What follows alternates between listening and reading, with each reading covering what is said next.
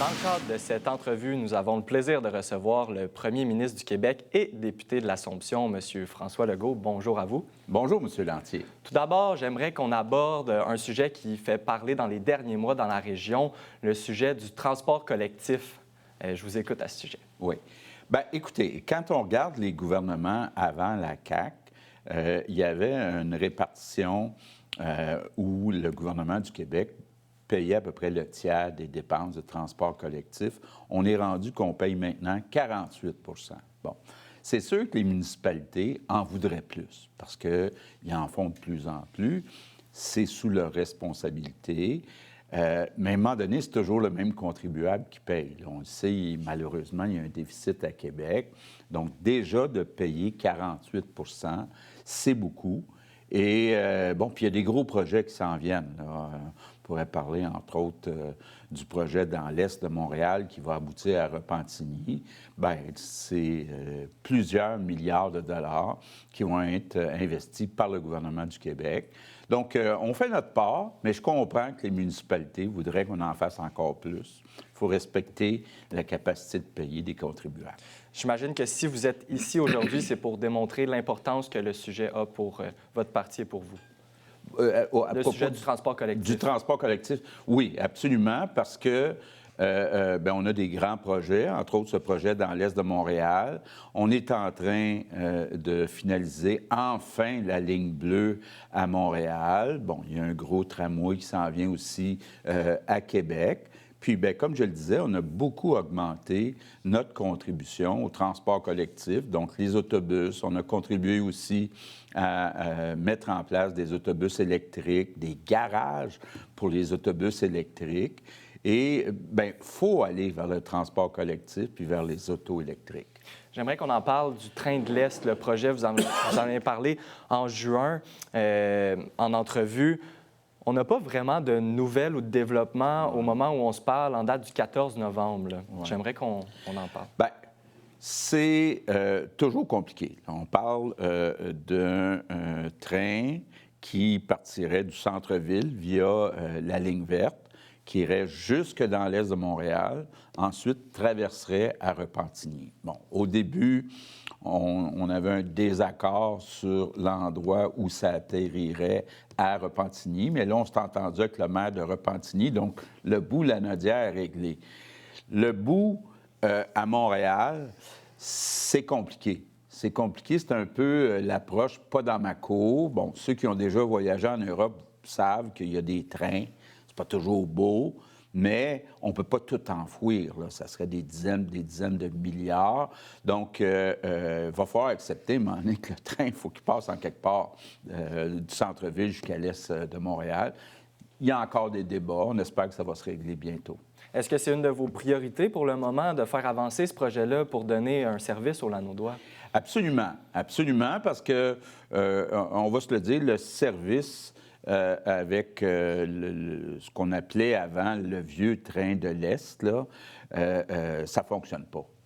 C'est pas assez rapide, il n'y a pas assez de fréquences et c'est une vieille technologie. Donc, il faut effectivement qu'on ait ce projet-là.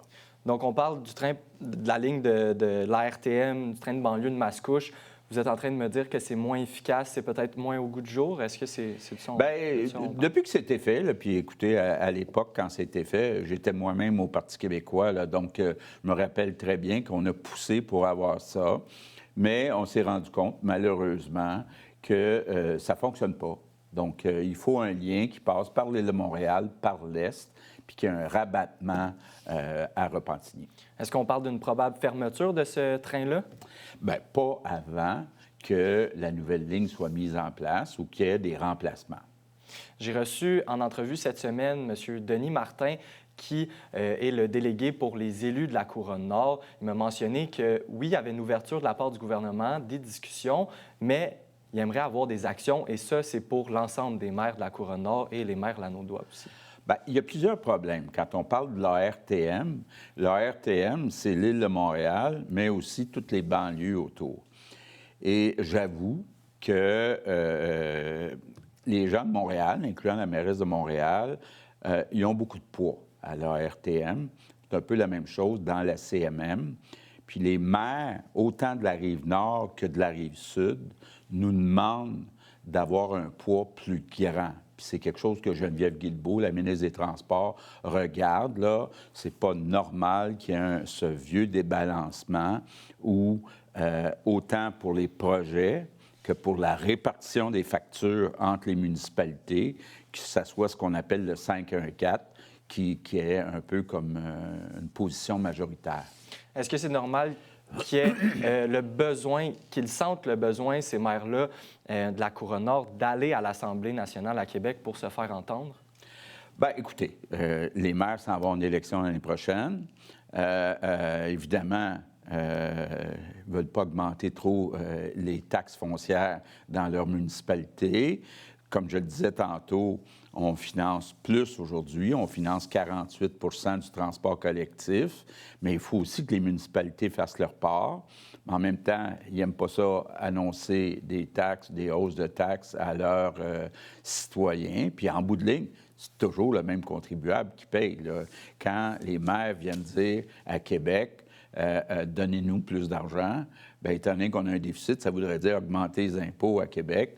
Nous, on est contre ça, là, évidemment. Puis on a, moi, une de mes plus grandes fiertés depuis 6 ans que je suis premier ministre du Québec, c'est qu'on a baissé les impôts, puis on a réussi à augmenter les salaires, le salaire moyen au Québec, à une façon plus rapide que dans le reste du Canada. Donc, quand on regarde le salaire au Québec après impôt, ça a augmenté beaucoup plus vite au Québec que dans le reste du Canada.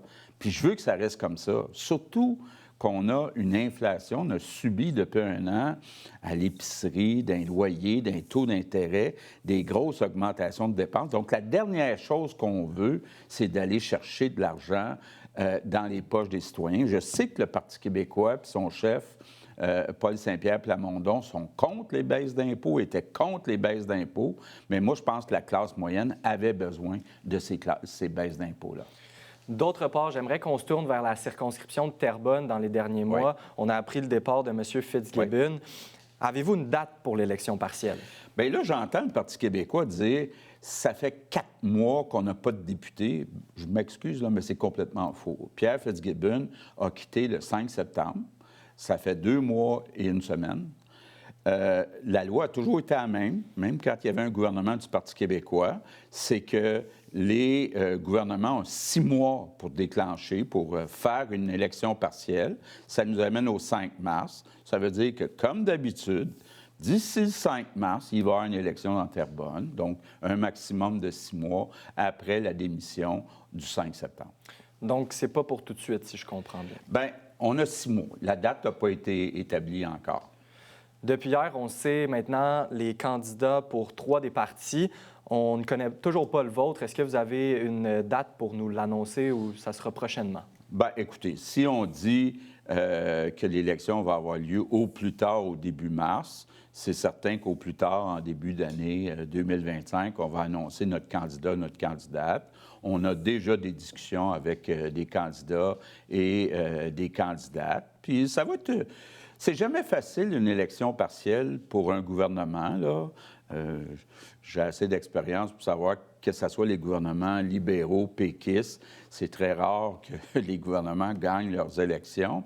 Mais je pense qu'en bout de ligne, le sujet, ça devrait être, c'est quoi la priorité au Québec? Pour nous, la priorité, c'est le portefeuille des Québécois. Pour le Parti québécois, c'est de faire un référendum sur la souveraineté. Bien, les Québécois vont avoir à décider c'est quoi leur priorité. De ce qu'on comprend, en dévoilant leurs candidats, les autres partis démontrent qu'ils sont prêts. Êtes-vous prêts? Bien, écoutez, êtes-vous prêts? On avait déjà, jusqu'au 5 septembre, un candidat qui connaissait bien le comté. Moi, j'étais un député de la Naudière aussi. L'Assomption, c'est pas bien loin. On a quand même une bonne connaissance, là. Puis, bon, ça fait longtemps que je connais le maire Mathieu Traversier à Terrebonne. Donc, on connaît bien les enjeux à Terrebonne. Parfait. Est-ce que vous allez utiliser peut-être cette partielle-là pour joindre l'enjeu, le sujet du transport en commun, là? Bien, il y a plusieurs sujets parce que, je le disais tantôt, il y a la question de respecter la capacité de payer des contribuables. Pour nous, à la CAQ, c'était important de baisser les impôts. C'est important de ne pas augmenter aucun tarif, aucune taxe de plus que l'inflation. C'est ce qu'on a fait, même pour les tarifs d'électricité. On a face à nous des partis qui sont plus dépensiers, que ce soit le PQ, que ce soit Québec solidaire, le Parti libéral. Ce sont des partis qui sont plutôt contre les baisses d'impôts, veulent qu'on dépense plus dans le transport collectif, dans la santé, dans l'éducation. Nous, on pense plus au portefeuille des Québécois. Êtes-vous confiant dans l'éventuelle élection partielle de re-remporter Terrebonne? Bien, j'ai assez d'expérience, ça fait assez longtemps que je fais de la politique pour savoir, c'est toujours difficile pour un gouvernement de gagner une élection. Puis pour les gens, bien, on se commet moins. Tu sais, je parlais tantôt d'un référendum sur la souveraineté. Bien, les gens savent très bien que s'ils votent dans une élection partielle pour le PQ, ça ne veut pas dire qu'il y aura un référendum sur la souveraineté parce que la CAQ est au pouvoir pour encore 2 ans. Donc, c'est pas facile pour un gouvernement, mais on va travailler fort pour essayer de gagner l'élection dans Terrebonne. Donc, ça va être à surveiller. En terminant, j'aimerais qu'on aborde les différents budgets municipaux qui vont être dévoilés là, dans les prochaines semaines. Comment vous entrevoyez ça si vous avez des demandes là, des maires de la Naudière? Ah, bien, c'est sûr que les maires de la Naudière, comme tous les maires au Québec, des 1100 municipalités, veulent toujours qu'on leur donne plus d'argent. Mais ce qui est important de savoir, moi, ça fait 6 ans que je suis premier ministre. Depuis 6 ans, les revenus du gouvernement du Québec ont augmenté de 21 %, mais les transferts, l'argent qu'on envoie aux municipalités, ça a augmenté de 45 %. Donc, je pense qu'on a fait notre part. C'est sûr que les maires en voudraient plus, surtout à la veille d'élections, que c'est pas facile. Actuellement, eux autres aussi, ils ont subi l'inflation. Il a fallu donner des augmentations de salaire plus élevées aux infirmières, aux enseignants, etc., etc. On est encore en négociation avec les médecins qui veulent des augmentations, puis nous, ce qu'on veut, surtout, c'est qu'ils prennent en charge plus de patients, surtout les médecins de famille. Donc, je comprends que les municipalités bien, négocient avec le col bleu, essayent de couvrir l'inflation, ne veulent pas augmenter trop les taxes foncières. Ils ont à peu près les mêmes défis que nous autres. Bien, je vous remercie beaucoup. Je vous souhaite bonne fin de travaux à l'Assemblée d'ici Noël et on va rester à l'affût pour cette partielle-là. Merci beaucoup, M. Legault. Bien, merci, M. Lantier. C'est un plaisir.